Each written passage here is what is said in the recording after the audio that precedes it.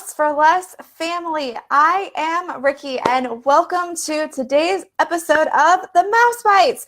I am so excited to be with you here on this Sunday afternoon. I hope you're having a wonderful, wonderful Sunday and getting ready for the week. So it's going to be probably a crazy week, but it's all going to be good. So as always, if you have any questions while we're going through all the news today, feel free to ask those in the comments here. I will be happy to answer those either live or if you come up with a question afterwards, feel free to ask that and I'll be happy to answer that as we move forward too. So, you know, it's just we're going to have some fun here on a Sunday and just not a lot of news today. So Mouse Bites will probably be a little short unless any of you guys have questions, but it's still going to be a good time.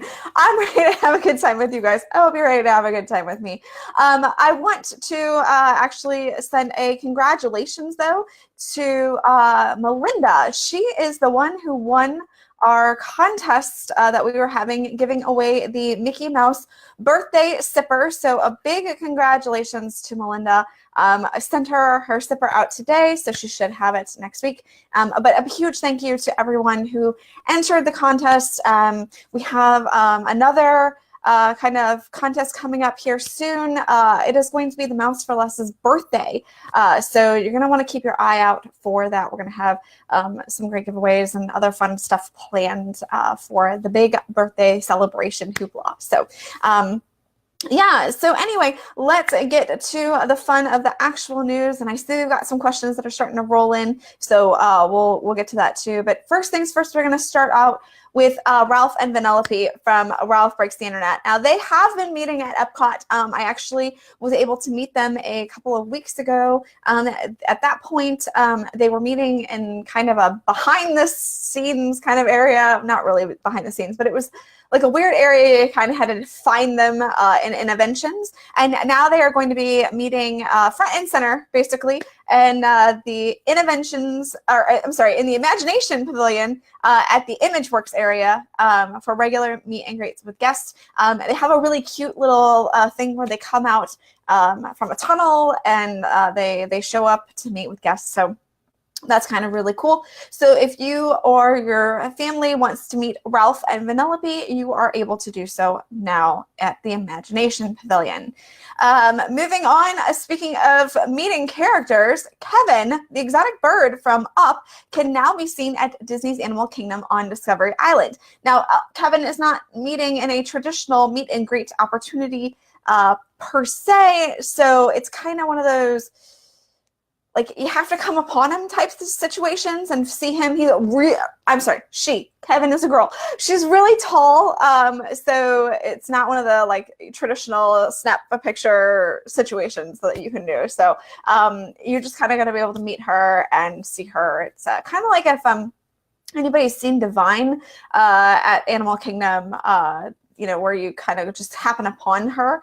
Same thing is going to happen with Kevin, I believe. You're just going to have to happen upon her, and she's going to have fun with guests. So, moving to a little bit of refurbishment news, Tower of Terror, the Twilight Zone Tower of Terror at Disney's Hollywood Studios is going to be undergoing a refurbishment that's actually going to reduce capacity for much of this year. So the attraction is still going to be open. However, the capacity that it's going to be running at is going to be greatly reduced. This work is going to take place throughout the spring and the summer of 2019, and it's going to be carried out in phases. That's going to allow the attraction to remain open during the work that's going to be done, and work will be performed on one side of the attraction, leaving the other side fully operational. This does mean that, again, things like Fast Pass are not going to be as readily available, and a single or a standby line is also going to probably grow exponentially because of this work. So just keep that in mind if you are wanting to experience Tower of Terror. You may be waiting a little bit longer for the attraction as we move forward in the spring and to the summer. Last bit of news I have for you all today is that Ranjan Surf Shop is actually going to be opening up a new store late 2019 in Disney Springs. Now, this is going to be a 10,000 square foot location that will be situated in the town center section near the Lime Garage. So Ranjan Surf Shop is pretty much, I mean, famous in Florida. You see signs for it all over the place, billboards. I especially see one when I'm driving down and getting on 91. So they definitely have a presence down there in Florida. And yeah, so it's going to they're going to open up a shop in Disney Springs, so that's something to look forward to. I suspect it won't be until, like I said, fall or winter of this year. So that's it for the news that I have for you now. I do have a couple of questions that have been asked. Jillian would like to know what month do we expect 2020 pricing to come out? And honestly, so if you're talking about like rooms and stuff like that, I would expect for that to come out in maybe June, maybe July. Disney usually doesn't release that information until like midsummer, about 6 months or so before the next month starts to come out. So yeah, you're gonna have to wait a little bit of time before 2020 pricing is officially released. As far as tickets are concerned, we already have through 2019 ticket prices. I suspect that, again, pricing for that will also probably increase in about July or so, June, July, somewhere around there. So when they release the package information, I suspect that they will probably release the ticket information moving forward. Again, that's just a hunch.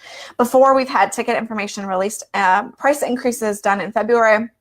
But since they went to the full calendar method now for tickets, I suspect that all of it will be released in one lump sum, although I have been wrong before, so don't take my word for it. It's just a guess based on the knowledge that I have from the past. So let's see here. Claire wants to know if the Tower of Terror refurb that I've talked about will be going on throughout July, and unfortunately, I do believe that it will be. Of course, they don't say when in the summer that it will be ending, but I suspect that the refurbishment work, unless they can get it done quickly, will probably still be taking place through July. I suspect that it might be finished in August, maybe end of July, but again, don't have enough information based on what I know right now to be able to give a real specific kind of idea of when that work is going to be finished.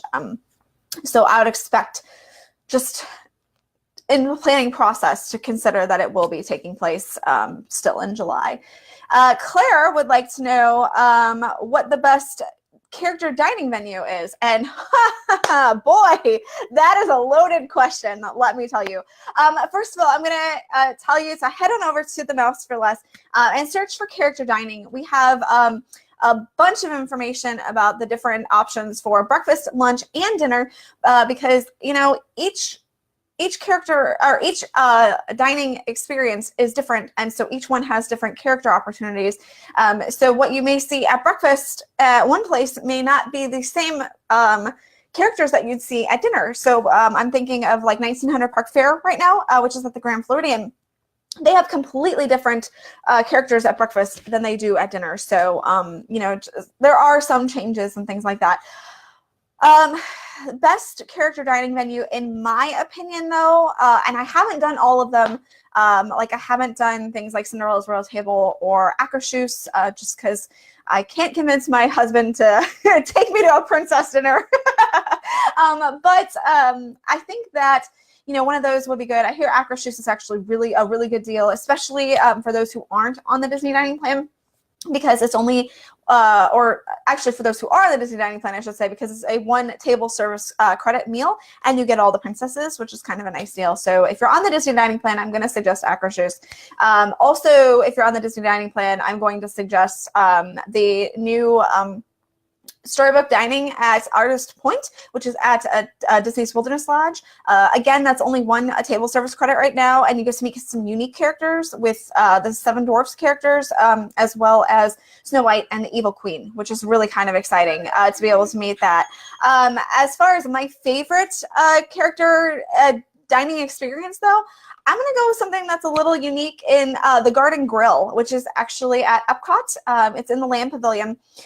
This I like because it is served as a family-style meal. So you don't have to, you know, get up, go to a buffet to get your food. You just get to sit there and have food brought to you, which I like. Also, the characters that you're going to meet are some of the core Disney characters. So you get Mickey, you get Pluto, you get Chip, and you get Dale.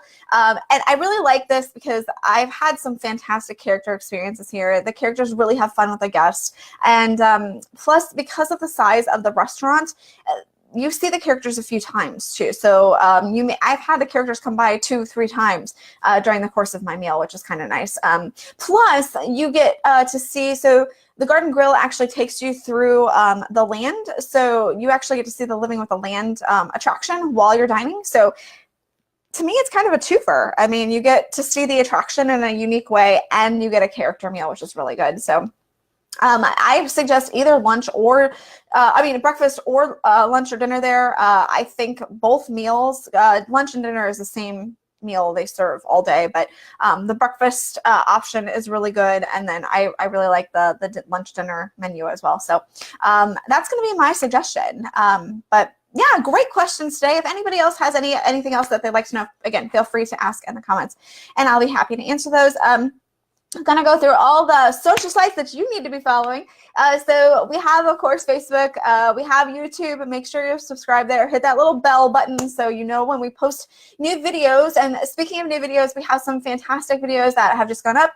I've actually just posted the video of day 4 of my Disney Cruise Line experience vlog, where my husband and I and a few of the Magic Plus travel agents, we actually went to Canada. We went from New York to Canada, and day 4 is going to be where we did Halloween on the High Seas. So if you're curious about what Halloween on the High Seas is all about, this vlog is going to be for you. Also dined at Rapunzel's royal table that night and had brunch at Palo. So have some great information there for you. And go check out the other videos from the series as well. We have obviously days 4 through 1 up on the site.